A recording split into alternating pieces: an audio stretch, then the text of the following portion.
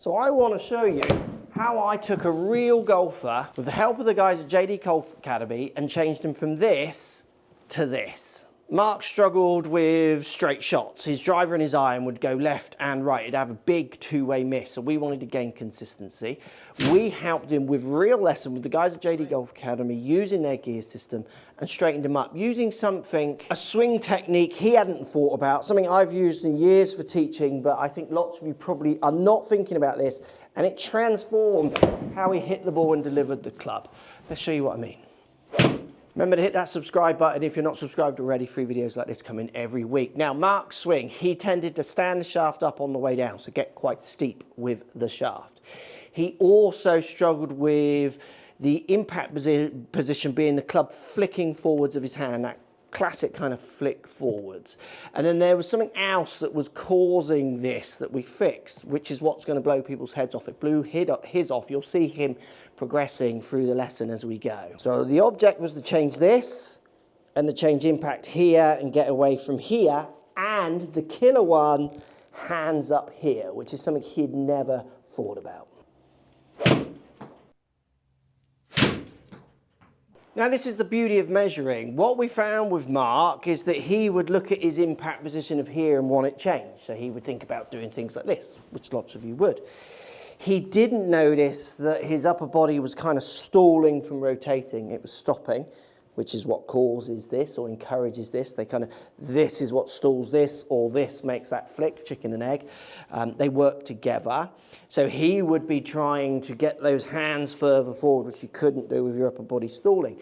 Now the reason his upper body was stalling was because he was standing the club up and then having to make adjustments to hit the ball, which is this kind of a stall. You can't just keep turning through because the club will be stuck up in the air and come this way across. Now the number we focused on for Mark, which is going to blow your head off, it blew his off, was this number here. His lie angle as he delivered, he was towed down. And he had never, along with lots of people watching this video, maybe in the comments let me know, have you ever thought about this? He had never understood or even had any concept that you could try and hit shots with different dynamic lie, so how the club stands on the ground. So the first protocol is we asked Mark, can he hit shots and actually deliver, maybe toe up or toe down or straight? Can he actually change how that club is delivered on the ground? He had a go. How would you do it? Have you got any idea? Are you going to... So I'm going to feel like my hands go closer to my... Good, yeah, that would make the toe up, wouldn't it? Yeah, as long as I don't do any of this stuff. Okay. I'm going to try and hand lower and exit to the left, maybe. That's what I feel. Let's see, yeah. So you're three-toed down on there.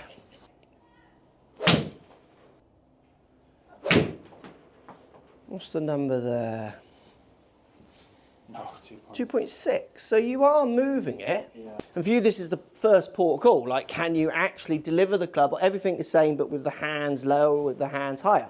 He couldn't. He did a little bit, he moved the needle, but there was no consistency. It would just move straight back. He definitely struggled to control this just with the idea of doing it himself. So then we needed to find the triggers for him. The first one Joe tried of JD Golf Academy was the steering wheel option. Hold that like a steering wheel. Yeah.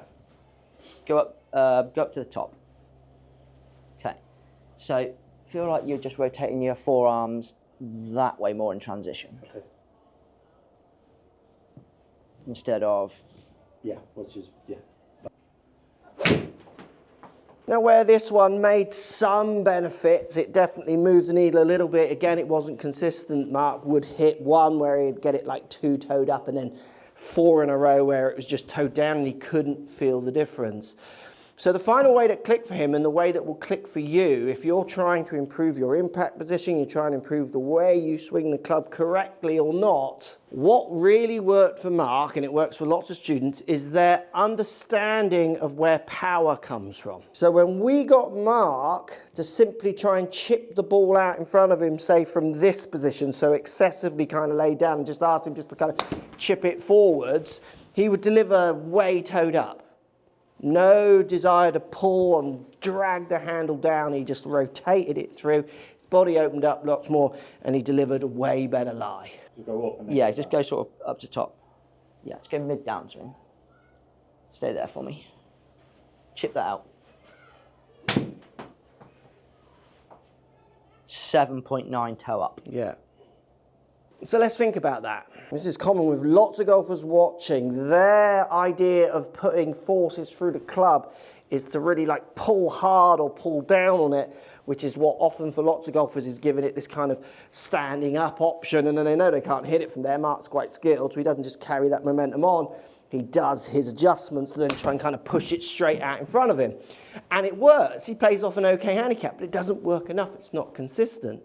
We wanted him to be able to get his power coming from him feeling like he was rotating his body, and this club is just kind of swinging around his body, kind of behind him, out in front of him to the ball, rather than feel that he has to kind of drag this force into the club. And this is what triggered his change. You can try it next time you practice.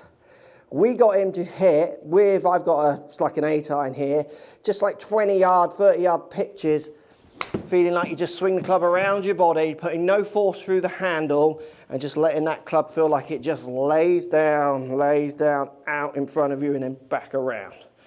And what we got him to do was hit 3 shots like that, and then we asked him, after the 3 shots of doing that little technique, we asked him to hit the 4th shot where he feels like it's still that technique, but do it as fast as he can. But don't swing your hands faster or pull your hands faster. Feel like you are turning your body way faster. So in effect, we're trying to get him to feel like his power, which feels less if he tries to control the angles, comes from how fast he's pulling his body to let that club go and spinning his body and kind of pushing in the ground with his feet and moving his body, rather than from him feeling like he's simply just pulling on the club and then using his body to line everything up.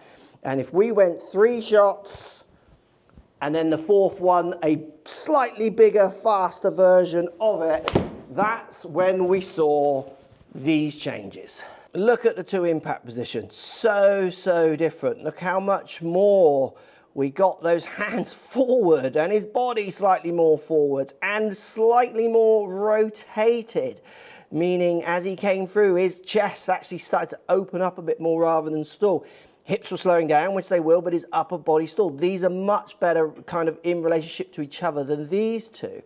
Then what we saw, very different movements in the downswing with where the shaft was dissecting his trail arm, and then in turn how steep that shaft was getting, and then into impact, what we saw was a way better lie delivery. Look at the difference in the lie delivery. And this is where good measured coaching just makes such a difference from maybe your average YouTube video. That player was seeing faults which the club was standing up, flicking forward. They were the physical faults that were being seen by a 2D camera, and in this case the gear system, which we can measure and see. The actual issue was that he couldn't control lie. As soon as we got him to start control how he delivered the lie of the club, he got the club going through his forearm. He didn't even think about it. It just went through it. He started to sync his body up way better because he didn't have to correct this angle down at the bottom. It was like dominoes, everything fell into place. We changed his idea of power source. Rather than pulling it through the shaft, we got him to feel it through his body.